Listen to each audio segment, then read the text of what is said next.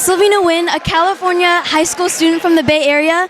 I am also part of Asian American Stories, our foundation here, that puts together 1-minute video essay contests for all participants with a theme centralized on how Asian American narratives are part of U.S. history and how we all belong here. I'm also the youth ambassador, and I would like to thank you for your time and for your speech yesterday.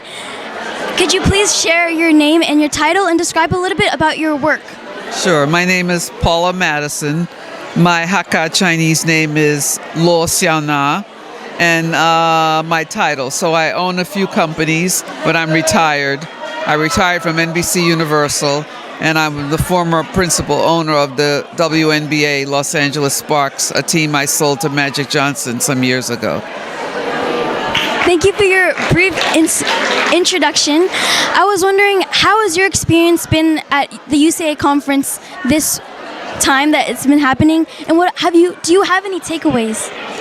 Yeah, so I've enjoyed, this is my second UCA conference, and what I particularly enjoy this go around is the large numbers of young people who are here, because I am a dragon, I'm 72, and what I notice is that in a lot of these instances, the elders will come, but we have to pass the leadership on to the young people, to your age, so that what you can take into the future is the knowledge of the past and the innovation that comes along with your age and looking forward. So what I would like to, I guess, impress upon people is that the numbers of Chinese Americans is growing exponentially in this country, and that what we are is a group of people who are come from millennia of civilization and history, but are still innovative and forward-thinking, so much so that many of us all around the world can assume particular positions of leadership in whatever countries we're living in, because as we know, a lot of Chinese are immigrants, not just to the United States, but to everywhere. And when you were younger, were there conferences or meeting groups like this for you? How does that make you feel? When I was younger, I attended African American conferences like the National Urban League and NAACP. And what I learned in those was, one, how to organize, how to think strategically, but also what I also would emphasize is that I made friends with kids from all over the country who didn't necessarily grow up the same way I grew up, but many of them gave me different insights and allowed me to have friends completely different experience and live in different parts of the country and different parts of the world. Thank you very much for your words. I also wanted to share a quote that leads into my next question. Oprah Winfrey once said that the universe talks to you in quiet, short whispers and gets louder and louder until you get the message.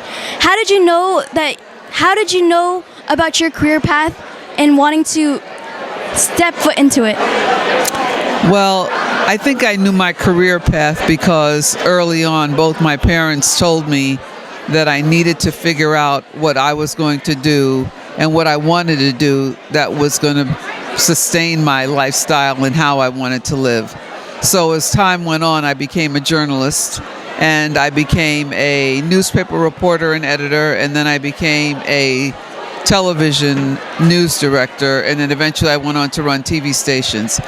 I was always interested in telling stories. I was always interested in history, the history of a people, and I think of journalism as a daily history book of a particular location, or it could be a small or large, but it is a daily accounting of history as curated by whoever gets to be the editor or the news director or even the reporter, but somebody is putting it together. I knew early on that I wanted to be influential. I knew early on that I wanted to leave an imprint on the world. And so I made decisions about how to live my life and what jobs that I was going to take, what businesses I was going to start, knowing that I wanted to leave an imprint on the world. I like what you said about journalism and being able to tell these stories is a daily book or accountant of the people that we serve, the people that are here for us in our communities and other communities beyond. My last question for you is, what gets you up in the morning, not just to attend the UCA conference, but just in your daily life and who you are today? Well, I'm that person who I probably get up in the morning around 4 a.m. or 5 a.m. I always have. I like to be up before the sun comes up. So what gets me up in the morning is the knowledge that an entire day is going to unfold. My husband and I have a pool and a hot tub. We're in the hot tub every morning before the birds sing because we like to be there to greet the sun and the birds. And then we connect with each other just to find out what our day is going to be. It helps to plan what you're going to do. And then I have a 17-year-old grandson, and the thought of the world that he's going to inherit and the legacy that I would leave for him is what really inspires me and keeps me going. Thank you for giving us some insight into your life. For me personally, it was very in-depth. Even though it was just for a few minutes, I really appreciate your time in interviewing and speaking with our audience at Asian American Stories. Thank you. Thank you. It's my pleasure. Thank you.